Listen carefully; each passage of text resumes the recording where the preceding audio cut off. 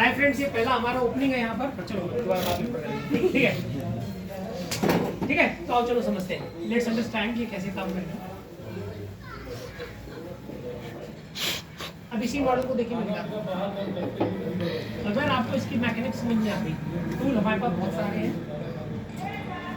पहले फील्ड समझनी जरूरी है। ये आपका ही यूज है।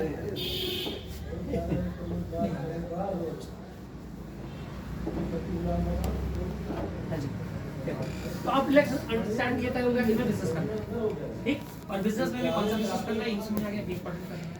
तो हम पहले समझें कि बिजनेस क्या है। तो बिजनेस की डेफिनेशन क्या है। बिजनेस में दो चीजें कांस्टेंट होती है, एक मैन्युफैक्चरर और एक कंज्यूमर। बिजनेस का मतलब क्या है, कोई भी प्रोडक्ट या सर्विस कहीं पर बनती है और वो बहुत सारे लोगों के माध्यम से कस्टमर तक पहुंचती है, उसे यूजर्स तक। ये पेन फैक्ट्री में बनाया गया, इसका ऑब्जेक्टिव फैक्ट्री में बनकर के बड़े रहना नहीं था, सीएनएफ के पास बड़े रहना था, डीलर के पास भी नहीं। इसका ऑब्जेक्टिव था कोई जाके इसको खरीद के लाए, तभी तो बिजनेस हुआ। तो प्रोडक्ट के समय जब यहाँ से निकलती है तो सीधे नहीं चलती है, यहाँ से कुछ लोग सेलिब्रिटी हायर करके उसका विज्ञापन कर देती है, तो कोई सीधे मिले के माध्यम से पूरे होलसेल में सामान जाता है, यहाँ से सामान रिटेल में जाता है, और रिटेल के बाद ये कंज्यूमर को यानी हमारे पास। आपके मोहल्ले में आपके पड़ोस में हम सारे कंज्यूमर हैं, यहाँ पर जितने लोग हैं, हम कुछ भी करते हैं, टाटा भी कंज्यूमर है, सब कंज्यूमर है, ठीक है। तो एज ए कंज्यूमर में सामान लेना होता तो हम क्या करते थे, अपने पड़ोस की मोहल्ले की जो पड़ोस की दुकान होती है, रिटेल खरीदना तो अमीनाबाद ही जाएंगे, बगल से जाएंगे। ये कहाँ से ला रहा है, किसी होलसेल वाले से, ये किसी डीलर से लेता है, ये कोई सीएनएफ एजेंट ट्रांसपोर्टर से कहाँ से चलती चीज़ है, कोई सेलिब्रिटीज का प्रचार करता है, और सामान एक्चुअली स्टार्ट कहाँ से होता है, बीच में चैनल में बहुत सारे लोग होते हैं, जनरल बिजनेस चलती है। नाउ व्हाट सर्विस इज कि अगर ये पेन मान लो 40 रुपये का फैक्ट्री से निकला तो कंज्यूमर से कितने पैसे चार्ज किए जाते हैं। इस पर क्या लिखा होता है, एमआरपी, मैक्सिमम रिटेल प्राइस, अधिकतम खुदरा मूल्य। समझ गया ना। इसका मतलब क्या, अगर आप कंज्यूमर से 100 रुपये लेते हैं इस पेन के, तो वो ऐतराज नहीं कर सकता, इतना तक लेने का हक होता है। अब जो 100 रुपये देकर फिर मैं पेन खरीद के लाया, तो क्या इस पेन की एक्चुअल कीमत 100 रुपये थी? नहीं, ये बीच में जितने बैठे थे फ्री में तो नहीं दे रहे, इनका भी मुनाफा कमीशन है। तो मान लेते हैं फॉर एग्जाम्पल के तौर पर 10 रुपये इसने लिए, 10 रुपये इसने लिए, 10 रुपये इसने लिए, केस ले लेते हैं, 10 इसने लिए, मान लो 10 रुपये करते करते 10-20 रुपये आपको, तो कहते हैं मान लीजिए हम यहाँ 20 रुपये, तो कहते करीब 50 से 60 रुपया होता है जो कि बीच के लोगों के लिए रखा जाता है।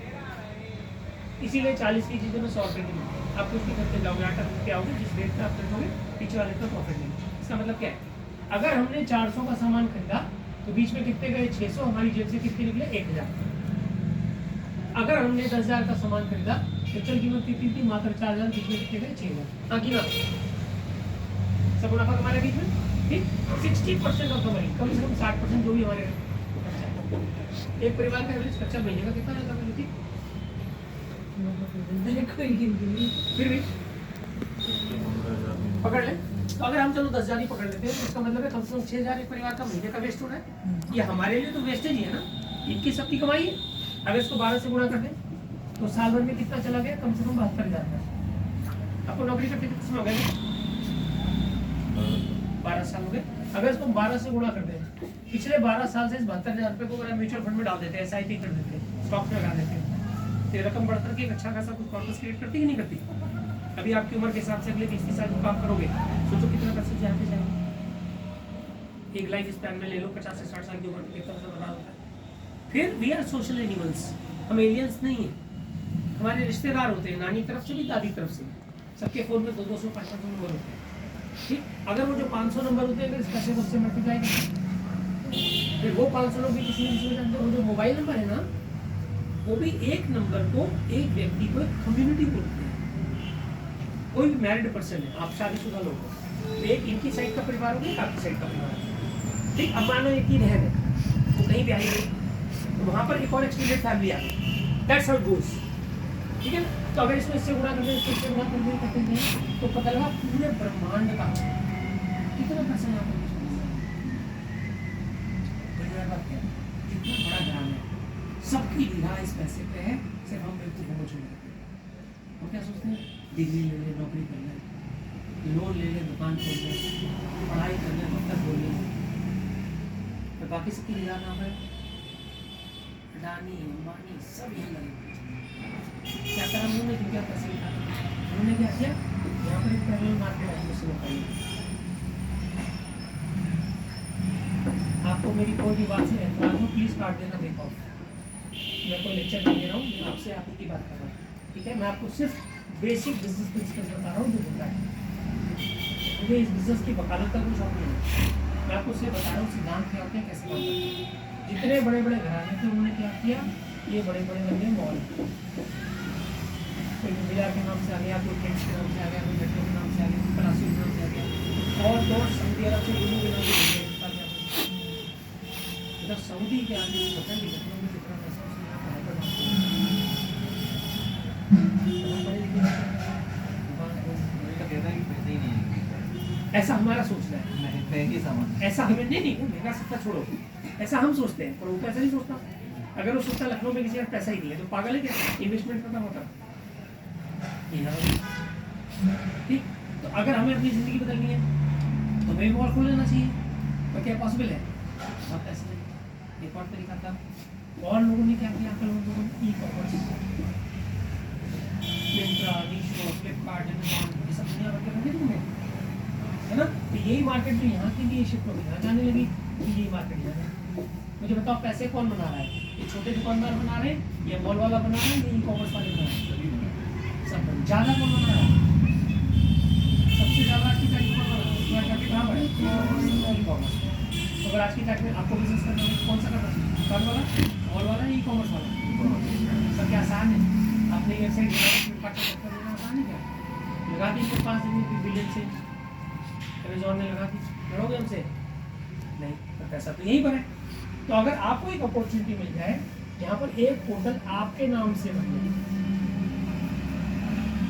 और ये पोर्टल इसकी तरह व्यवहार करता है और इसकी तरह ही करता है, जिसके पास ऑनलाइन स्टोर भी हो और ऑफलाइन स्टोर भी हो, तो इस बीच के पैसे नहीं डालेंगे। कैसा रहेगा अगर ऐसा मौका मिले? इतनी सी बात है। अब परेशानी क्या है? सीधी बात, हम पढ़े लिखे लोगों को समझ नहीं आती, जब तक वो जलेबी की तरह गोल गोल ना हो जाए। हम कठिन तरीके से पैसा कमाने में इतने ज़्यादा मशगूल है कि सीधी तरीके से कैसे कमाया जाए, मैं अक्सर जाम में फंसता हूँ। और आज पहली बार मुझे अकल सूझी, वो भी मैं लेट हो रहा था इसलिए, वरना कल ना सोचती उसी रास्ते से आता। बाई चांस मैंने इनसे पूछ लिया, ज़िंदगी आसान हो गई, और मैंने लोकेशन मांगी, आपने भेजी, इन्होंने भेजी। मज़ेदार बात देखो कि जो लोग इन्होंने बोला तीसरे पुल सेंटर में, आज मैंने काउंट किया, पहली बार मैं 1000 बार आ चुका हूँ, इसलिए चौथा पुल।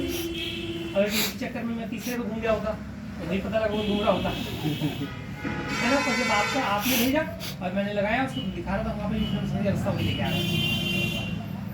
मतलब इतनी बार ये हुआ, कभी फ्लाइट छूटती बची, मुझे पता लग गया अगली बार कभी भी आएंगे तो अगर एयरपोर्ट जाना है तो वहीं से यूटर्न मारेंगे, उधर से आके निकल देंगे, तो सीधा रास्ता पकड़ेंगे। ठीक। अब मुझे बताओ, मैं कितना भी पढ़ा लिखा काबिल व्यक्ति होता, नहीं पता कि तो अगर मैंने इनकी मदद आपकी मदद ली, उस आविष्कार की मदद ली गूगल मैप की, तो आपको कह रहे थे मैं गूगल मैप पहले बनाऊंगा तो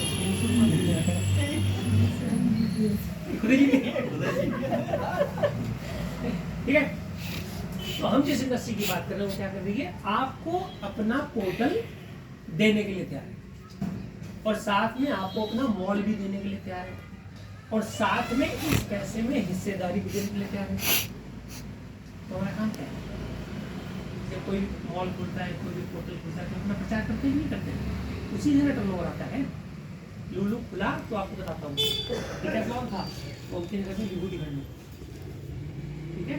जितने लड़के डिकैथलॉन वाले जिम अक्सर जाता है, सबकी टी शर्ट के ऊपर में लुलु की ब्रांडिंग थी, धुआंधार ब्रांडिंग थी। जितने ऑटो रिक्शा थे सबके पीछे वो सब पे लुलु लिखा था, लुलु के ऐड चल रहे थे, जहाँ देखो वहाँ लुलु लिखा था। ऐड किया लुलु तो घर भर के आपने अपने बिजनेस में कितना पैसा किया? अगर आपके पास आईडी है और आप ऑलरेडी सिस्टम का पार्ट हो, तो भाई आप लाखों करोड़ रुपए की इंडस्ट्री में घुसे हुए हो, कि मालिक हो वहाँ के आप, पर हम तो किसी से बात ही नहीं करते, हमें शर्म आती है, हम तो कैसे कहें, कोई क्या सोचेगा हमारे बारे में, किसी ने मना कर दिया तो क्या होगा? अच्छा, कभी खबर आई क्या मुकेश अंबानी को शर्म आ गई, बेहोश होकर गिर पड़ा? है